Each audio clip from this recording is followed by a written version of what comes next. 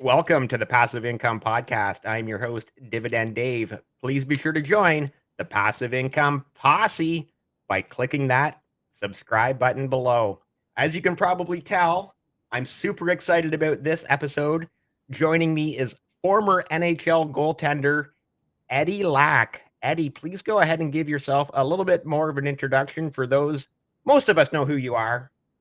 I've got a lot of, we're Canadians, a lot of hockey fans following, but yeah, just go ahead and say a little bit about yourself. Yeah, no, thank you so much for having me on, Dave. A little bit about myself. I was born and raised in Sweden. Always played hockey. It was kind of like the only thing that I knew, right? And was fortunate enough to be signed by the Canucks when I think I was 21 or 22 years old, and came over there and played in the minors for 3 years in Winnipeg and Chicago. I met my wife in Chicago, and then was fortunate enough to play for the Canucks for a few years, and get traded and bounced around a little bit, and had my second hip surgery, and just kind of decided that we were going to retire, and we found a house in Arizona that we really liked, and we bought our first house over FaceTime here, and decided to get into real estate because it was kind of something that I was doing while I was still playing, and I had a few rentals, and did some developments back home in Sweden. Yeah, started a brand new career at 31 years old, and it's been a fun ride so far. Yeah, that's it. That's an amazing story, an amazing journey. And we're definitely going to get into talking a lot about everything there that you sort of, from 20, 21, 22 years old as a young professional athlete up to, you know, obviously maybe had some injuries that shortened your career a little bit, but you still had, hey man, you played however many games in the NHL and pro hockey that most people don't get that opportunity. So I and then obviously too as well, you mentioned you had some rentals, so we'll get into talking about that for sure. Yeah. And I'm just kind of I guess curious first about that journey, growing up in Sweden. And it's not uncommon these days. There's a lot of professional hockey players in the NHL that are from Sweden. Going back to, I think Boreas Salming might have been the first Swedish player that came over to Correct. North Yeah. America, and then so many more after that. So I guess first, when you were, say, I don't know, 12, 13, 15 years old, 16, 17, when did you say to yourself, "Hey, I actually have a shot. I'm actually maybe good enough that I could make it to the pros." I Or don't or know. you I you're mean, still wondering that? yeah, exactly. I mean, it's so hard. I mean, when I was a young kid, I mean, we collected the hockey cards and everything, and but I didn't really watch a lot of NHL hockey because it's on in the middle of the night back home, right? But I always Right. loved Peter Forsberg. So like whenever he like played, I Oh, always yeah. watched like the highlights the next day and just see did Peter get some goals or whatnot, right? That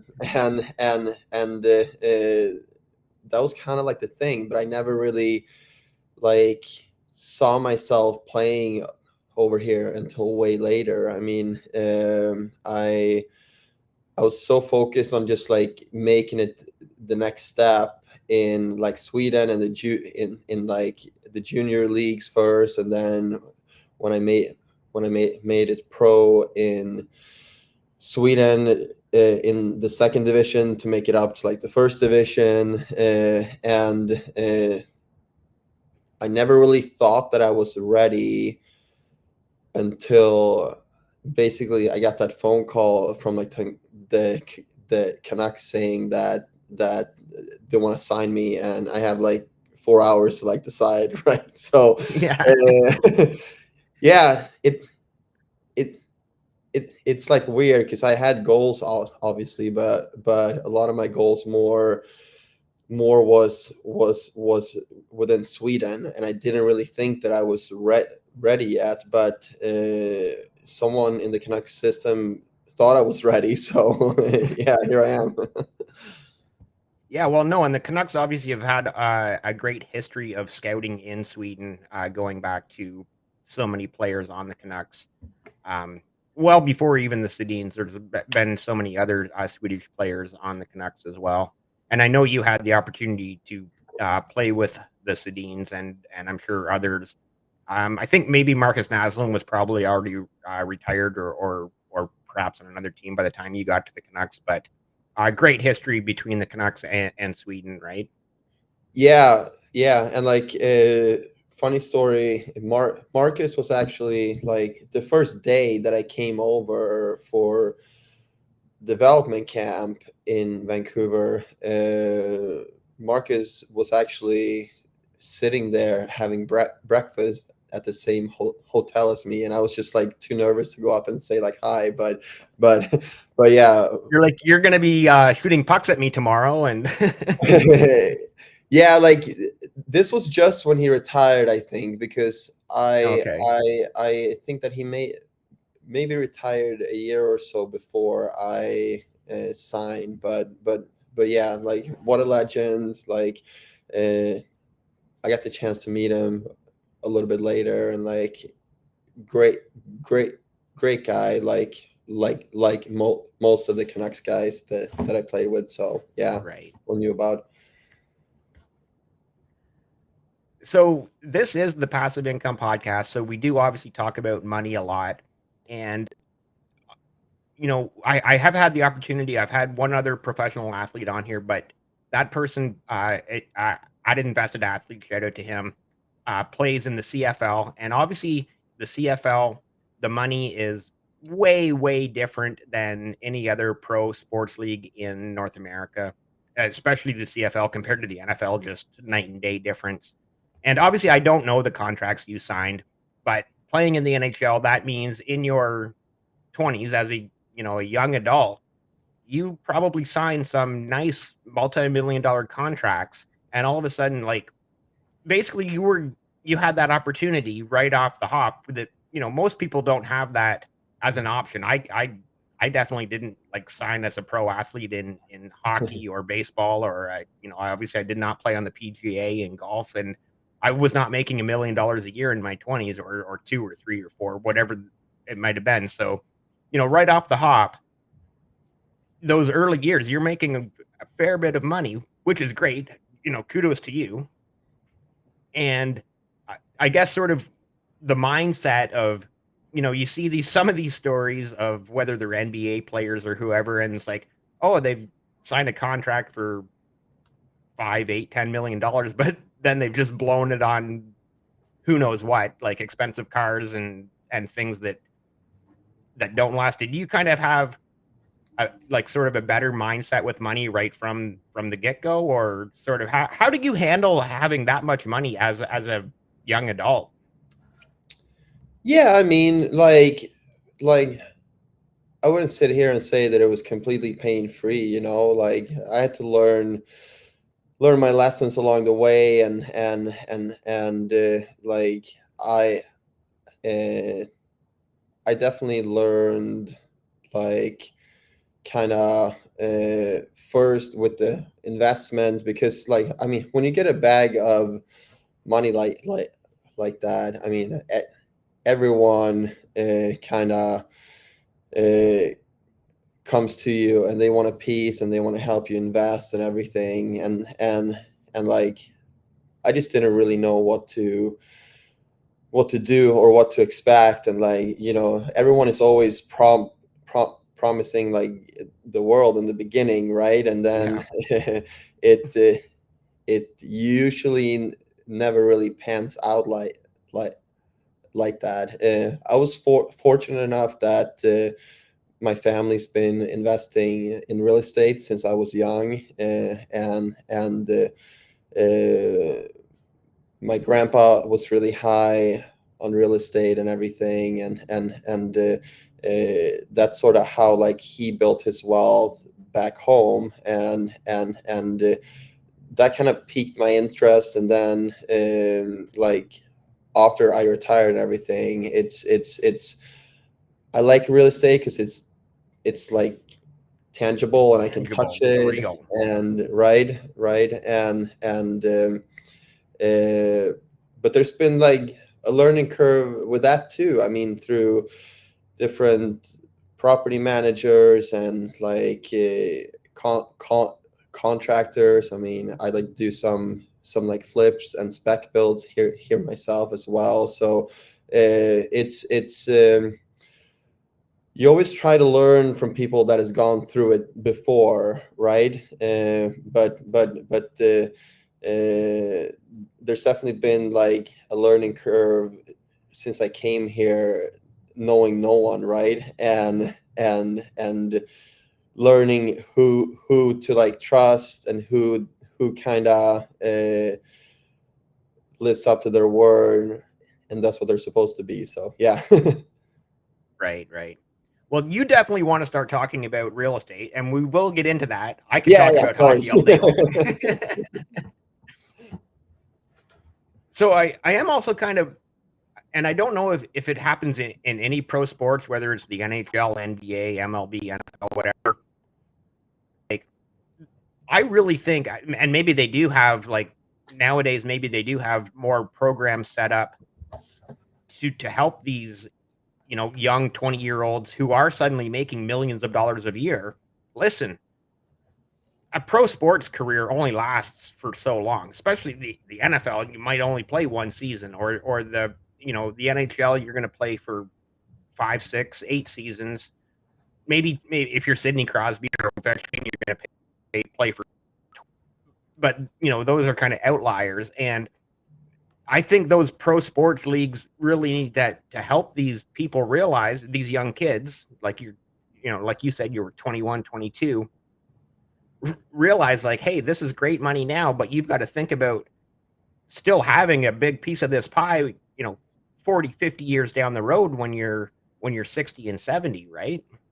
Yeah, exactly. And like, I mean, I kind of goes against what I said before with my grandpa and everything, but like I do feel like a lot of these people, these athletes, they make a lot of money early. Like they always have family members and everything that like think that they know best, and they kind of trust like the wrong people that way, I think. And also when you're 20 years old, I mean, you really only think about like the next few months or like the next year, right? Like and you're playing well, and you think that this money is gonna just keep coming in forever, and that that is not like the case. I mean, one of my first investments was with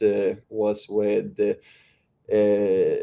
life insurance, and I don't know if it was, I don't know exactly the difference, and that's kind of maybe why I did so bad with it. But I had a guy that came to me, and I think it's called term. So like he wanted me to put a lot of money into the life insurance in the beginning and everything, right?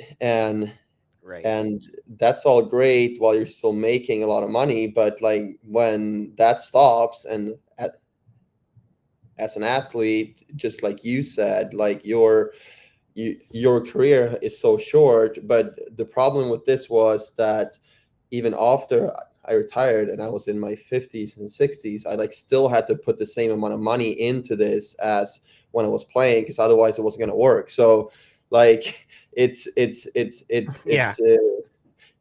it brought a lot of money into his pockets, but it didn't really help me, right? Because it's like big Right. commissions for these guys, right? But he didn't have my best interest at heart, right? And there's there's a lot of situations like that, I think. So yeah. And I think that's really unfortunate. And I'm not taking anything away from like people like yourself or any other pro athlete in their, again, going back to that example of, in their early 20s, even some kids at 18 that come into the league, right, and are just making an absolute boatload of money.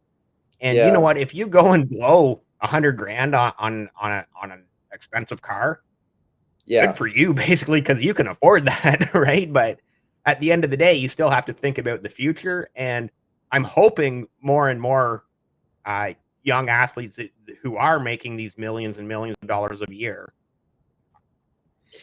thinking and learning about sort of the big picture of exactly what we've both said now. A pro sports career only lasts so long. We all know that, right? Like, yeah. And it's tough because like you're you're in the mindset too because you're playing and you have like 20,000 fans that are watching you every night and you just feel like you're top of on the top of the world. world, like literally And chanting Addy, Addy, Addy, yeah, right?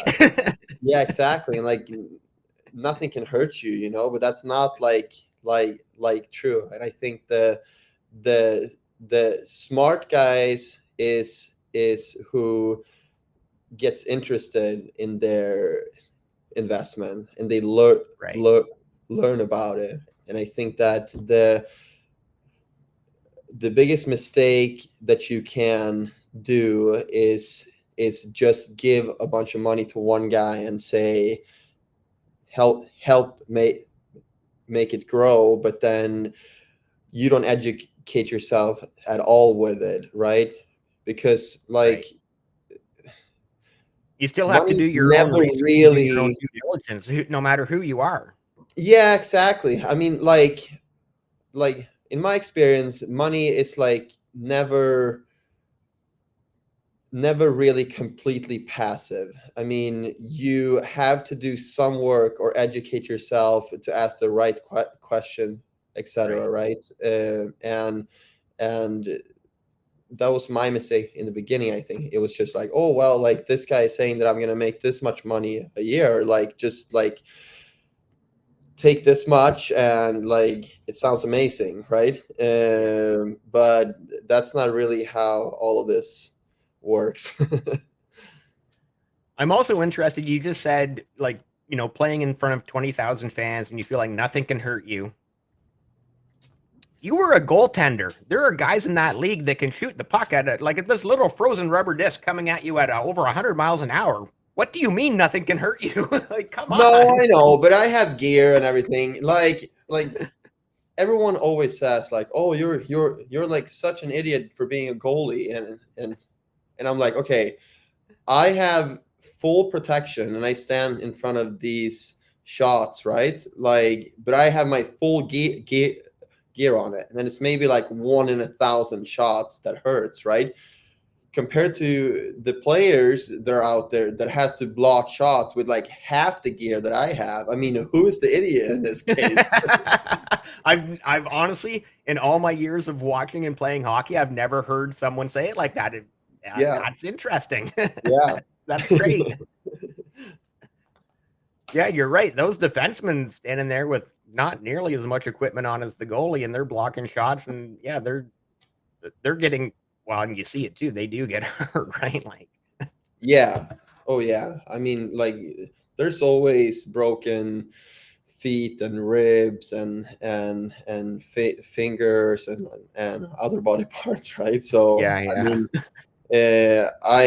I never get like shots to my face or anything that I lose like teeth and everything. I mean, like uh, I my biggest injuries were the hip surgeries that I had, which is like almost kind of inevitable when you play goalie these days with the butterfly and everything. But Right. and then Ryan Kessler broke my finger once, but that's about it. Like, Teammate. yeah, I know. It was in warm up here in Phoenix, in Arizona, actually, and it was just like we, we were always goofing around when I wasn't playing. So I just like put my stick out and everything, and I thought that he was gonna hit the far side of the net, like he always is, and then he kind of fired it back my way. don't know if it was on purpose or like whatever, but yeah, like my tip of finger just like shattered, and yeah. Okay, we will definitely circle back to hockey because, as you know, I just want to talk about hockey. But I know my audience wants to hear more about your real estate, your investing, and it sounded like you started out with. You said you had some rentals, so I'm curious. Did you have some rentals in Vancouver, like when you first started playing? And you still have them, or did you have rentals in other cities? I know you played in a couple cities after Vancouver as well. So Yeah, no, I never did own anything in Canada. I My first investments was back home in Sweden because that's what I knew, and I knew the market and everything, that makes sense. and that kind of felt like a good step for me to start. I built a few houses with my dad up at a skiing resort in north of Sweden that we sold off and everything too. So that was kind of my like start with real estate, and then when I got my license and everything here, because it was too cold to move back to Sweden, and I didn't want to live over there. Then the first rentals that we bought here has been Airbnbs, and that's kind of what I kept going. I was lucky enough to get in like before the big Airbnb boom and everything had happened here, so we kind of got our places at a good price and everything, Right. and yeah, I like still have my first two ones, and then we're just finishing up a third one here. So So do you like that strategy more of the short-term rental Airbnbs as opposed to having long-term rentals? I did like it more. um, I'm kind of torn right now because there's so many Airbnbs here now, right? Like Right. one of my friends said that there's 12,000 Airbnbs in Scottsdale alone or something, which is crazy to me. So the But market has become saturated. very saturated. So like I think that a lot of people will got it out through the busy season here, because our January through June is usually like where you make most of your money for like the year. And I think a lot of people will um, just do that, and then sell come summer. I think that's kind of my prediction here. But I also think that like Airbnb is like just like any other investment that we talked about, but probably even more. I mean, it is nothing but passive, and there's a lot of work that goes into it. I mean, me and my wife were just managing them in the beginning because like I wasn't as busy, and like we didn't have any kids yet or anything, right? But now we have two little ones, and my real estate is super busy every day. So we Sorry, just for those listening and yeah, watching, when you say my real estate, you're talking about because you're a real estate agent as well, and we'll yeah, get into talking about exactly. that.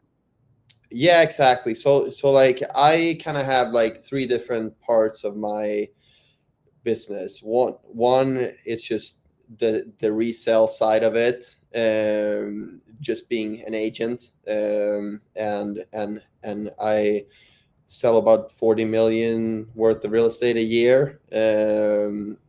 Most of them are Canadian because that's where I played, and that's where I seem to get most of my clients from, which always turns into friends eventually. So Yeah, and the second part is my own Airbnbs that I own, and then third is developments. So that's kind of what I do. Yeah. right. So a three-pronged approach to real estate, basically. Yeah, exactly. Like to get back to the Airbnbs and everything, like I like it still because we bought early, but I'm still getting calls from people that like feel like they want to buy Airbnbs now, and my first reaction, because I like to be honest. I mean, I think you kind of missed the boat on it, and with interest rates being this high, and property values being this high as well, I don't really think that the Airbnb market works to buy something new now. And that's just my Right. my opinion. That's kind of what I tell everyone. But yeah.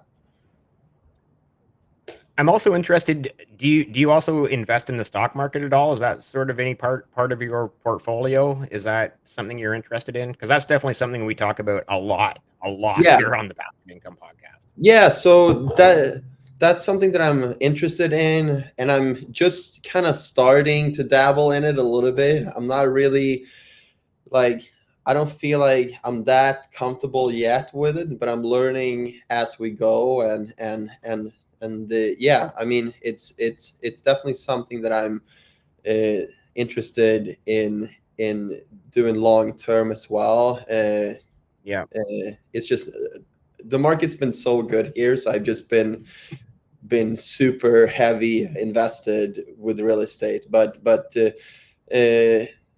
there's ebbs and flows to it, right? And I just for sure. yeah, yeah, Yeah, no, that's interesting, and obviously, definitely, I like I said, we talk about the stock market, both obviously the U.S.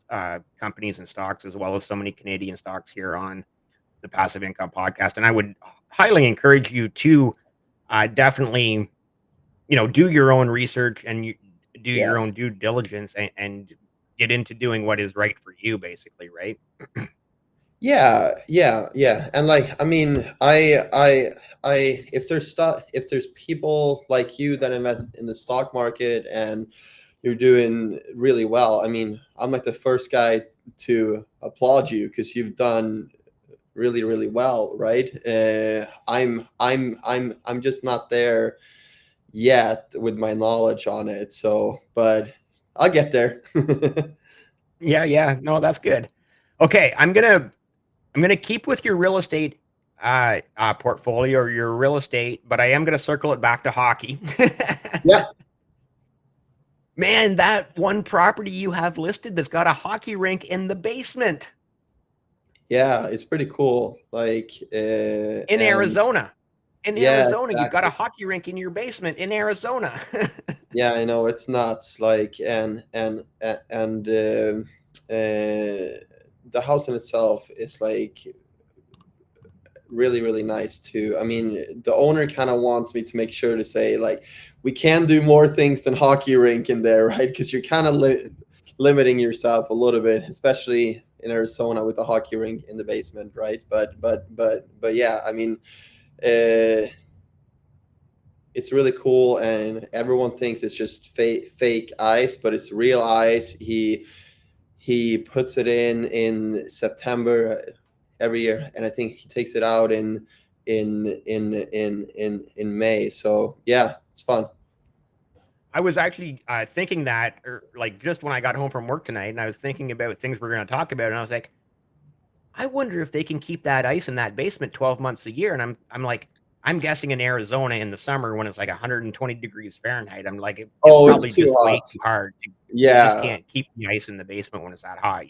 it's way It's just probably too not. much. Yeah, Yeah. That is obviously a very interesting property and yeah. very interesting videos that you have posted on Twitter, showing that property.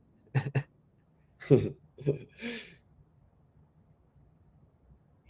I'm definitely going to actually pull up your real estate website here.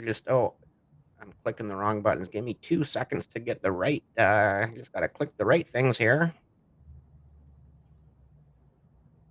Oh, there's your. Okay, and we'll go to the real estate first, and then I'll bring up your hockey database in a minute as well. There we go. Share screen. Actually, real estate. And this link will definitely be in the description below. So I don't know, anything that you want to talk about here on the website or point out? I'll just get back to it and scroll through it. Yeah, no, this is the iconic Camelback Mountain that we have here in Scottsdale, and yeah, just I made this website I think like 6 months ago or something. I had another one before, but I kind of wanted to rebrand myself a little bit. So yeah, it's got a link to some of my listings and my YouTube videos and everything, and yeah, I just try to have a little bit of fun with it. I mean, there's all the ways that you can contact me and my social media and everything. So yeah, if anyone is looking to invest here in Arizona or just find a second home, I'd love to help out. Yeah, definitely. Like I said, this link will be in the description below. So anyone that wants to find some really nice high-end luxury properties in Arizona, Eddie is definitely your person. Some great testimonials there as well. Yeah, obviously a great website. More here too, like the About Eddies, which we've kind of I think we've went over a lot about about Eddie and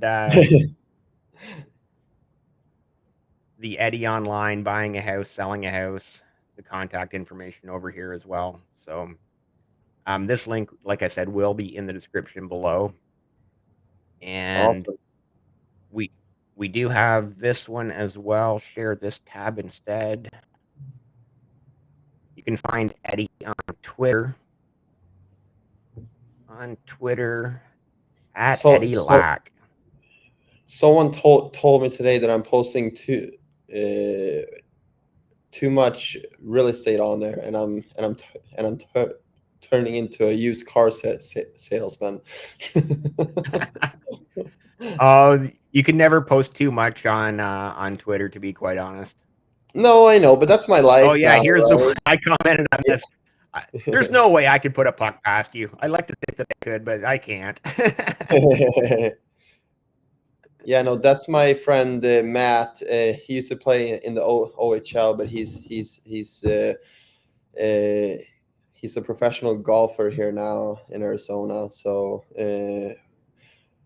we had some fun with it.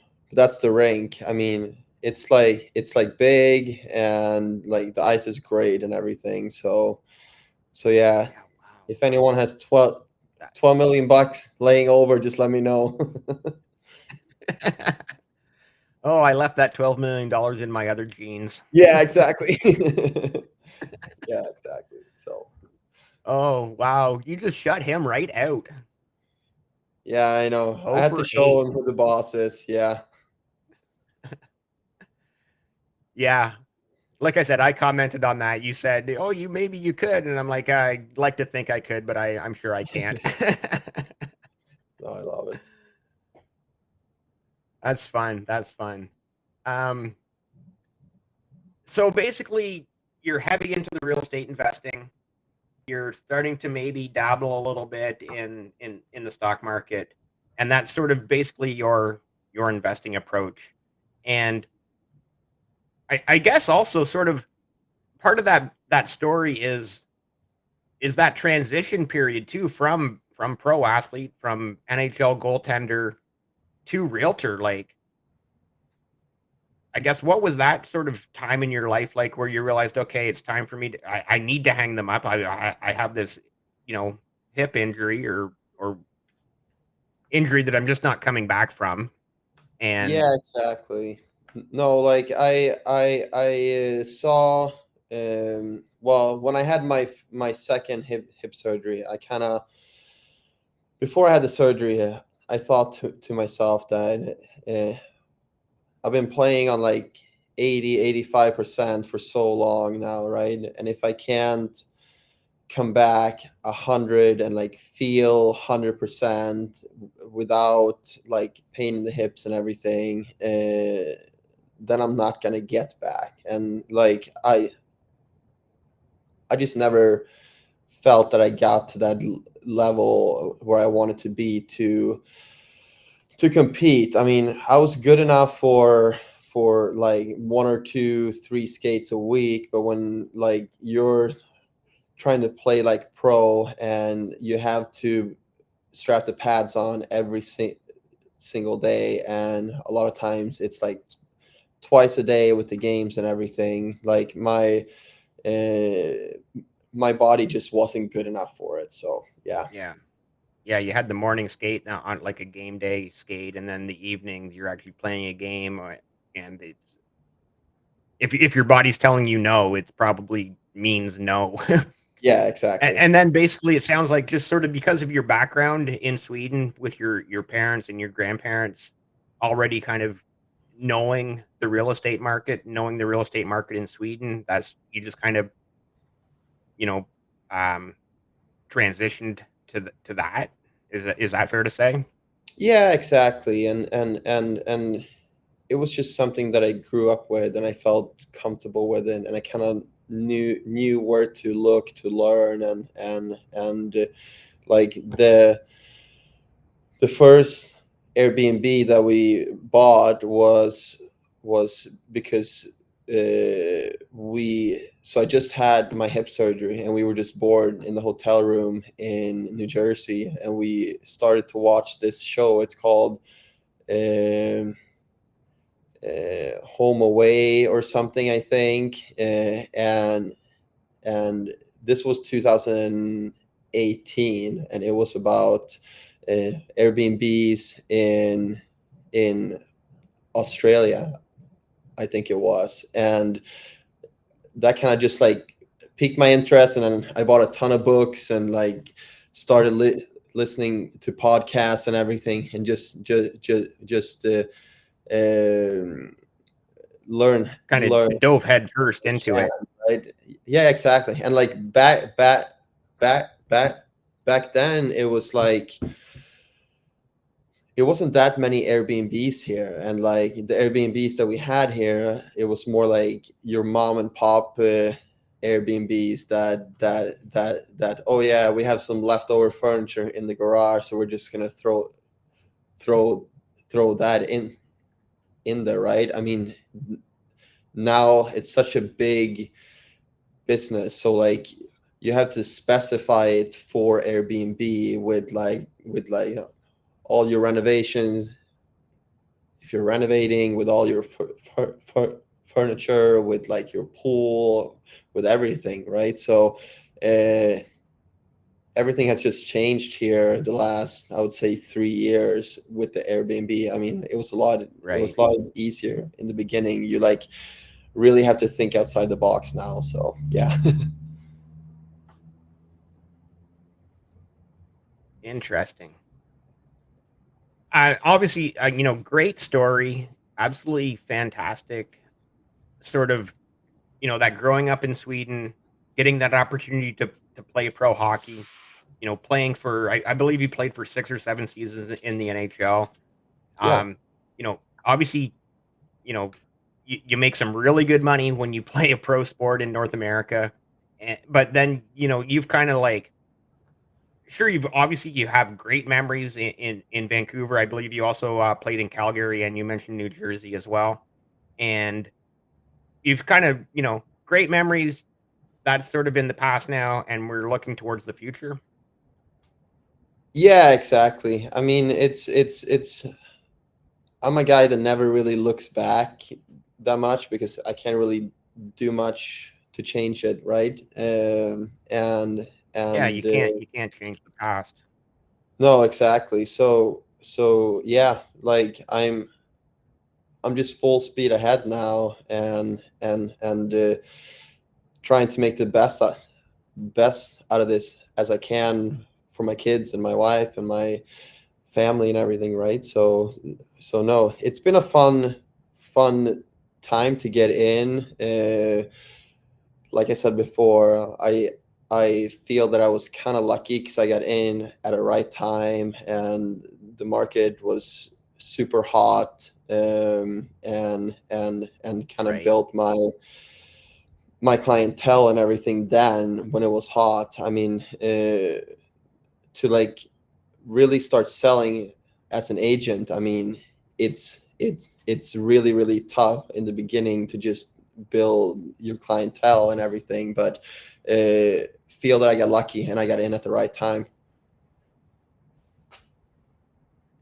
Yeah, and sometimes, you can't time the market. Timing the market is impossible, but sometimes you Yes. just luck out with the timing, and it sounds like you just got in at the right time, and that's good. That was Yeah. good for you, right? Good for you and your wife, and the stage you are at in your life now. Yeah, exactly. Yeah. Okay, I wanna keep talking about hockey. Okay, let's do it. Have you ever been to your own hockey database, uh, website or webpage? Yeah, yeah, but it's been years. Oh, what happened there? There we go. It has been years. So, obviously, Swedish junior team, Sweden, Manitoba Moose, Chicago Wolves. That's because the Canucks moved their AHL affiliate from Manitoba to Chicago. So Correct. Canucks, and 41 games played in 2013 and 2014-15. So that was kind of like, the peak of your career, I would say. And NHL totals 143 games played in the NHL, 2 penalty minutes. Do you remember what you took that penalty for? I don't know.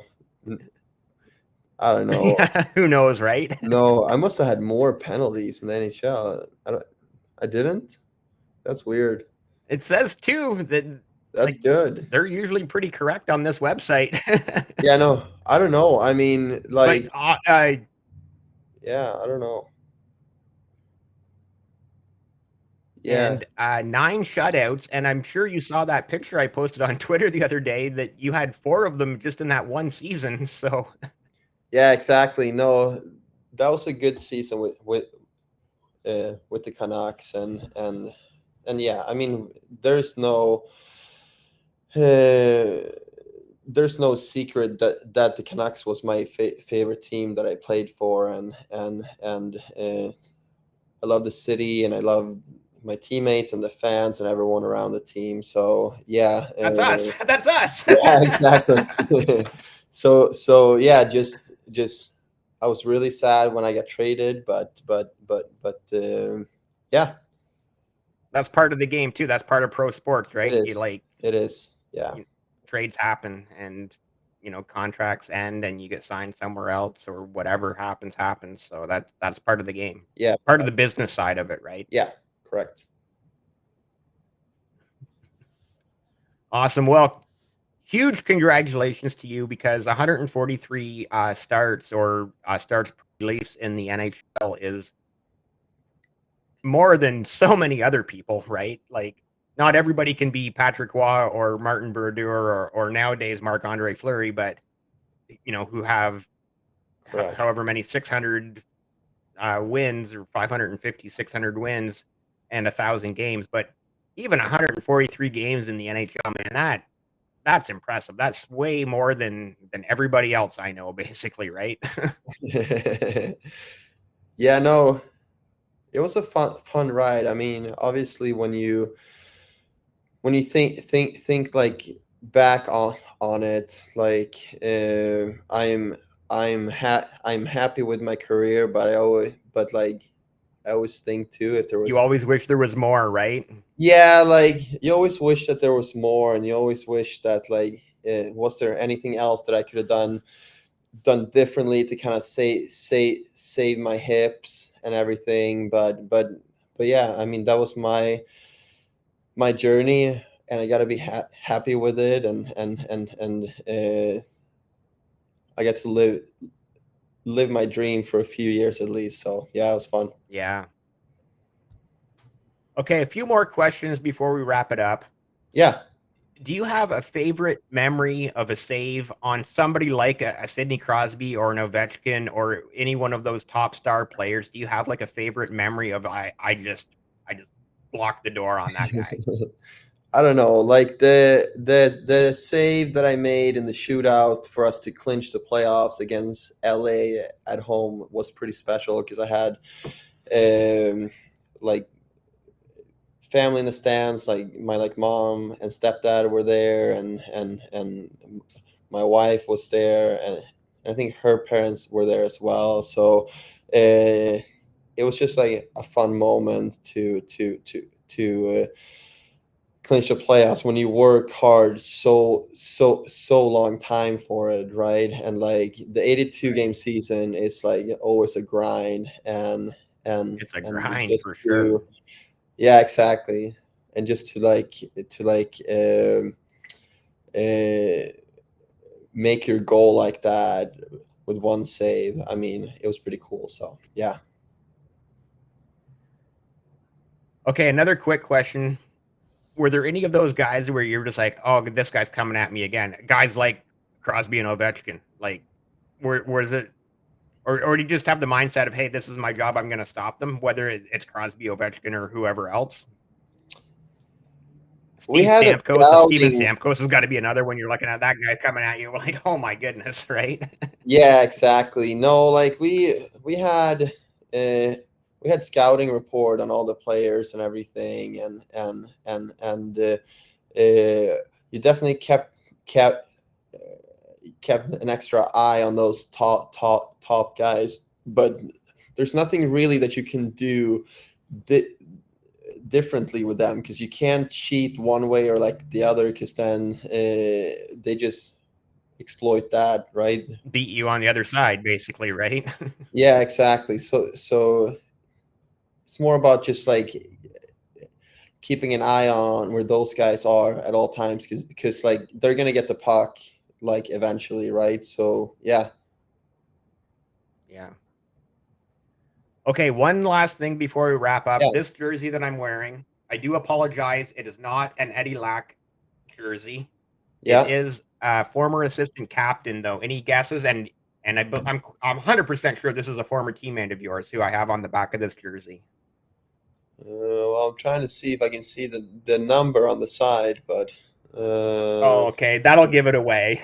yeah, that's Kevin Bieksa. Yeah, It sure is, yeah. yeah, yeah, And yeah. he's No, doing great on Hockey Night in Canada now. I don't know if you ever get to watch any of those he's feeds down doing in so. Arizona, but Yeah, he's doing so well, and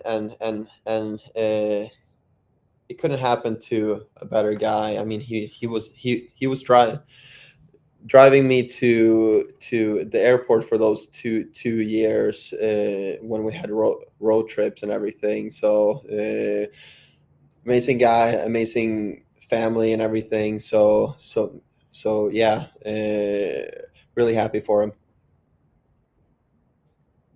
yeah, he must have been a great teammate. He must have just been an incredible guy Yeah, as a teammate, as a defenseman. Like he's the type of guy that, and this is just from a fan watching on TV, but or watching. I was at many games when I lived in Vancouver as well. But type of player that would just do anything for his teammates, do anything to stand up for his teammates, do anything to win. So I'm sure being around people like him and other players, just great, right? I can only imagine what that was like. yeah, no, it was great my first year in the NHL because I got to learn from guys like Luongo and Bieksa, Hamhuis, Sedins, Burrows, Kessler, Manny Malhotra was there too. So yeah, like Yeah. great leaders and great guys, and yeah, just like a fun locker room to be a part of. No doubt. No doubt. Awesome. Well, with that said, I appreciate you coming on this Yeah, episode for of the sure. Passive Income Podcast and spending time with me. Yeah, of course, it was great. I hope it was good for you too. And like I said, yeah, well, hey, man. This has definitely been a different and very special episode of the Passive Income Podcast. I've talked more about hockey than anything else, and I'm okay with that. And Yeah, me hopefully too. my viewers and audience is okay with it as well. Yeah, yeah.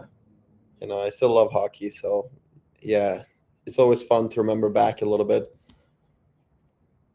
For sure. No doubt. No doubt. And like I said previously, all those links will be in the description. You'll be able to find Eddie on Twitter. I'll have that link in the description below, and your uh, real estate real estate website will be in the description below as well. Yeah, cool. And again, thank you so much for your time. Thank you for putting up with me talking about hockey. We did talk about real estate. We did talk about the real No, estate, it so we was got that great. in there too, right? Yeah, exactly. No, like most people want to hear hockey from me anyway, so it's all good. And the Canucks are doing Awesome. so well too. Awesome. Well, again, I appreciate. Pardon me. And the Canucks are doing so well right now too.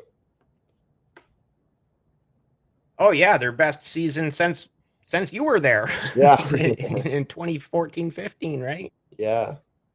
You know, it's awesome. It's awesome. Cool. Well, I appreciate So again, having me on. thank you It's so much awesome. for your time. I totally appreciate you being here on this episode of the Passive Income Podcast. If you're still listening or watching nearly well over 50 minutes later, please be sure to hit like and subscribe.